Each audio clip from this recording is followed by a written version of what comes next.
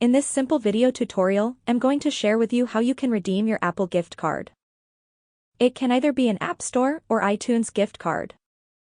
To do this, simply head into your App Store. On this page, tap on your profile icon on your upper right corner of the screen. You will have to select this option of Redeem Gift Card or Code. On this page, you will have to tap right here to access your camera to scan. You can also tap right here to manually enter your code. That's how easy it is to redeem your gift card on iPhone. If you have any questions, just let me know in the comments section down below. Please don't forget to leave a like, share and subscribe for more video tutorials like this one.